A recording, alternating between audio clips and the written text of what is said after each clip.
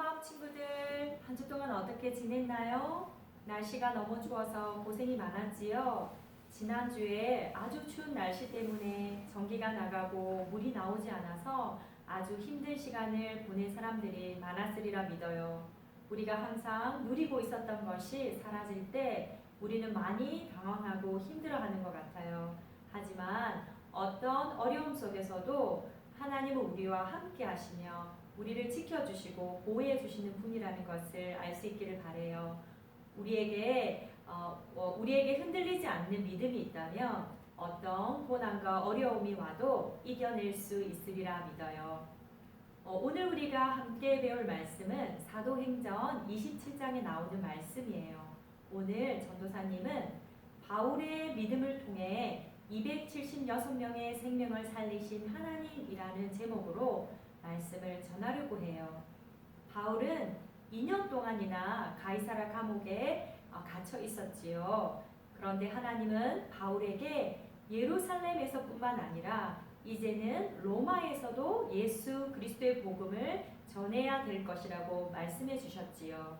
그래서 바울은 자신이 로마로 가게 될 것이라는 것을 굳게 믿게 되었어요. 하지만 어떻게 로마까지 무사히 가게 될 것인지는 알지 못했어요.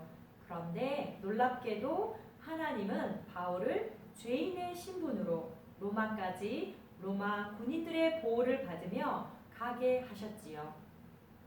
베스도 총독과 아그리파 왕 앞에서 재판을 받은 후에 바울이 로마 황제 가이사에게 가서 재판을 받고 싶다고 한 말대로 바울은 드디어 로마로 가게 되었어요. 우리가 지금 이탈리아 로마까지 간다고 해도 비행기를 타고 오랜 시간을 가야 되지요. 그렇다면 바울이 살았던 시대에는 로마까지 가려면 얼마나 많은 시간이 걸렸을까요? 바울이 있었던 가이사랴에서 로마까지는 3,000km나 되는 아주 먼 거리였어요. 배를 여러 번 갈아타고 가야 되는 아주 먼 거리였지요. 그리고 지금처럼 좋은 배, 빠른 배가 있는 것도 아니었고 돛을 달고 바람을 이용해서 가는 배였기 때문에 바다의 상태가 어떠냐에 따라서 무사히 그곳에 도착할 수도 있었고 아니면 아주 어렵고 힘든 여행이 될 수 있었지요. 바울과 또 다른 죄를 지은 사람들은 로마 황제 군인인 백부장 율리오에게 넘겨졌어요. 그런데 감사하게도 바울은 사도행전을 쓴 누가와 그리고 그의 동역자인 아리스다고와 함께 로마로 갈 수 있도록 허락을 받았지요. 그들은 먼저 가이사라에서 배를 타고 시돈으로 갔어요. 그것은 바울이 세 번째 선교 여행에서 돌아올 때 머물렀던 곳인데 많은 크리스천들이 있는 곳이었어요. 백부장 율리오는 바울이 그곳에서 친구들을 만날 수 있도록 친절을 베풀어 주었지요. 그리고 이제 그들은 시돈에서 배를 타고 무리라는 곳으로 갔어요. 하지만 바람이 너무 심하게 불어서 배는 쉽게 앞으로 나아가지 못했어요. 그래서 키프로스 성과 바울의 고향인 길기리아와 밤빌리아를 가로질러서 무리라는 곳에 도착하게 되었어요.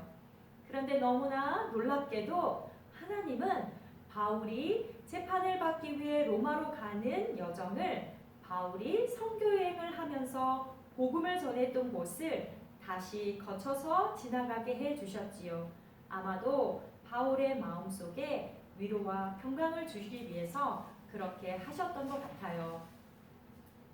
무리라는 곳에서 로마 군인 백부장인 율리오는 바울과 그의 친구들과 또 다른 제수들을 북아프리카에서 곡식을 싣고 이탈리아 로마로 가는 배에 태웠어요. 이 배에는 많은 곡식이 실려 있었고 또 많은 사람들이 타고 있었지요. 하지만 이 배도 날씨가 좋지 않아서 쉽게 앞으로 나아가지 못했어요. 그래서 며칠 동안이나 천천히 해안가를 따라가다가 마침내 아름다운 항구라고 불리는 미함이라는 곳에 도착하게 되었어요. 바울이 로마로 출발하게 된 시기는 10월 초였기 때문에 이제 조금 있으면 겨울이 다가와서 배가 바다를 가로질러 가기에는 좋은 날씨와 계절이 아니었어요. 그래서 바울은 백부장과 선장과 배의 주인인 선주에게 더 이상 배를 타고 항해하면 안 되고 이 항구에서 겨울을 보낸 후에 로마로 가야 한다고 충고를 했어요. 그렇지 않으면 아주 큰 어려움을 당하고 배와 함께 배에 실은 곡식도 잃을 뿐만 아니라 배에 탄 사람들의 목숨까지도 잃게 될 수 있다고 말했어요. 하지만 백부장 율리오는 바울의 말을 듣기보다는 선장과 선주가 바다에 대해서 더 잘 알 것이라고 생각해서 그들의 말을 듣고 배를 타고 베닉스라는 곳으로 가서 겨울을 보내기로 결정하고 바울이 탄 배는 다시 항해를 시작했어요. 미항에 있는 항구에서 베닉스에 있는 항구까지는 아주 가까운 곳이었지만 그들이 생각한 대로 배는 이동하지 못했어요. 그들은 순한 바람이 불어오자 돛을 띄우고 항해를 시작했어요. 하지만 얼마 후에 바울이 바람대로 바다의 바람은 순식간에 변해서 아주 강한 유라굴라라고 하는 폭풍이 불어오기 시작했지요. 배는 폭풍성에 휘말려서 조금도 앞으로 나아가지 못했어요. 폭풍 때문에 파도가 너무나 거세었기 때문에 선장은 배가 앞으로 나아가는 것을 포기하고 바람이 부는 대로 배를 바다 위에 떠다니게 했어요. 폭풍이 너무나 심하게 불었기 때문에 다음날 선원들은 짐을 바다로 내던졌어요. 그리고 3일째 되는 날에는 배에 필요한 장비들도 바닷속에 던져서 배를 가볍게 하려고 했어요. 그들은 며칠 동안 해를 보지도 못하고 또 별도 보지 못했어요. 까만 먹구름이 그들을 감싸고 있었어요. 바람은 계속해서 거세게 불어왔어요. 배에 있었던 모든 사람들은 자신이 죽을 것 같은 두려움에 사로잡히게 되었어요. 바울은 사람들이 아무것도 먹지 못하고 죽음의 공포에 사로잡혀 있자 가만히 있을 수가 없었어요. 드디어 바울이 일어나서 그들에게 말하기 시작했어요. 여러분, 내가 크레타 섬을 떠나면 안 된다고 했던 말을 들었다면 지금 이런 일은 일어나지 않았을 거예요. 하지만 여러분, 용기를 잃지 마세요. 제가 믿는 하나님이 배는 부서져서 잃게 되지만 여기에 계신 한 사람도 목숨을 잃지 않을 것이라고 말씀해 주셨어요. 우리는 반드시 어떤 섬에 밀려가서 닿게 될 거예요. 그러니 두려워하지 마시고 용기를 가지세요. 2주가 지난 어느 날 밤에 바울이 탄 배는 아드리아 바다 위에 있었어요. 그리고 선원들은 배가 어느 섬에 가까워지고 있다는 것을 깨달았어요.